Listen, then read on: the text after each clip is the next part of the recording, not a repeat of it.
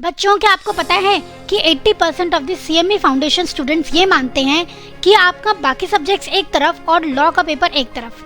बाकी सारे सब्जेक्ट्स की प्रिपरेशन बहुत इजीली हो जाती है, बट लॉ ही एक ऐसा सब्जेक्ट है जो बहुत परेशान करता है। इतने टेक्निकल वर्ड्स हैं, इतने कीवर्ड्स हैं कि समझ में नहीं आता इसको कैसे याद करें।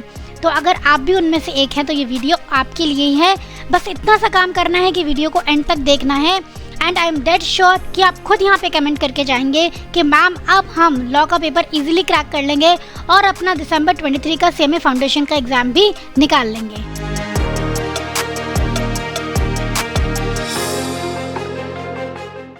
जय श्री श्याम स्टूडेंट्स, कैसे हैं आप सब। Welcome to grooming education academy. और आज हम आपको बताने वाले हैं टिप्स एंड ट्रिक्स जिससे आप अपने सीएमए फाउंडेशन का लॉ का एग्जाम सबसे इजीली क्लियर कर लोगे। एक ऐसा एग्जाम जिसमें मोस्टली बच्चों को बहुत डर लगता है, उसमें आपको डर नहीं लगेगा, इस बात की हम गारंटी ले सकते हैं। चलिए बच्चों देखते हैं। सबसे पहले आपको ये समझना है कि किसी भी सब्जेक्ट में हमें डर क्यों लगता है या कोई भी सब्जेक्ट हमें टफ क्यों लगता है कि हम ये ढूंढने चल पड़ते हैं कि उसको इजीली कैसे प्रिपेयर करें। द रीजन इज कि आप चैप्टर को अच्छे से समझते ही नहीं हो, आप उस सब्जेक्ट को अच्छे से समझते ही नहीं हो। तो पहले आप लॉ को समझो कि आपका सिलेबस क्या है, कौन सा कंटेंट कितने मार्क्स का है, किस चैप्टर की क्या वेटेज है, पहले आपको वो समझना होगा। तो अगर आप ये चीज समझ जाएंगे तो आप इंपॉर्टेंट टॉपिक्स पे पहले फोकस कर पाएंगे।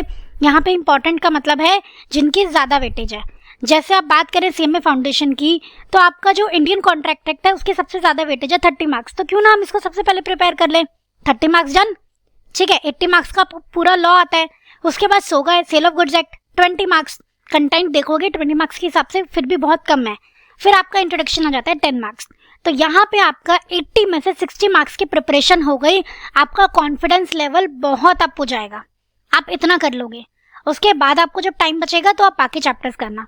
पहले इनको अच्छे से कर लो कि इन 60 मार्क्स में से अगर कुछ भी आ जाए तो मैं इजीली अटेम्प्ट कर पाऊं। फिर भी हम मान के चलते हैं कि आप 5 to 6 मार्क्स अगर गलत कर भी आओगे, 2 मार्क्स ईच अगर क्वेश्चन होता है, 3 क्वेश्चन गलत हो भी गए तो भी आपके 60 में से 54 मार्क्स यहाँ पे बन जाएंगे। उसके बाद आपका लॉ है, बिजनेस कम्युनिकेशन है। बिजनेस कम्युनिकेशन आपका 20 मार्क्स का होता है। तो अगर आप बेसिकली वहाँ पे भी 3, चलो मैं मान लो आप 5 क्वेश्चन गलत कराए तो आपके 20 में से 10 मार्क्स तो वहाँ पे आएंगे ना। तो 55 + 10 65 हो गया फ्लाइंग कलर्स से आपका लॉ क्लियर। बताओ और क्या इजी चाहिए आपको लॉ के पेपर में क्लियर करने के लिए। बस आप लॉ को पढ़ते वक्त कुछ बातें ध्यान में रखना कि जब आप पढ़ रहे हो तो की पॉइंट्स तभी मार्क कर लेना, ठीक है। जो टफ वर्ड्स होते हैं, डिफिकल्ट वर्ड्स होते हैं, उनको साथ साथ मार्क करो और एग्जाम पे उन्हीं को रिवाइज करना है अच्छे से। उसके बाद रिवीजन तो आपको रेगुलरली करनी है, ऐसा नहीं है कि सीधा एग्जाम में रिवाइज करना है, वरना क्या होता है आगे आगे पढ़ते जाते हैं, पीछे पीछे भूलते जाते हैं। तो वो आपको नहीं करना है, रेगुलरली रिवाइज करना है। क्या करना है, आज पढ़ाई की, आप जब कल पढ़ाई कर रहे हो तो पहले आज वाला कंटेंट रिवाइज करो, फिर आगे स्टडी करो। एंड वीक के एंड में पूरा कंटेंट जो भी आपने हफ्ते में पढ़ा है वो सारा रिवाइज करो। इतना कर लो, कोई दिक्कत नहीं होगी, इस बात की मैं गारंटी लेती हूँ।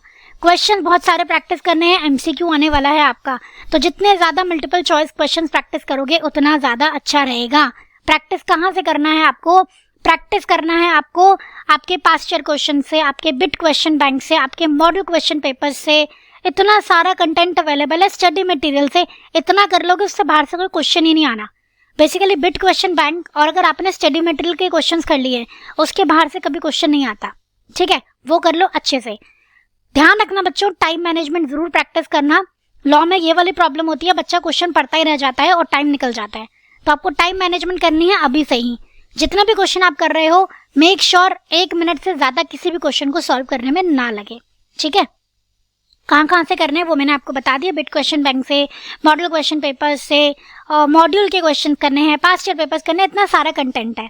और ऊपर के जो 2 मैंने बातें लिखी है ना, अगर उतना भी कर लोगे ना वो भी मोर देन सफिशिएंट है।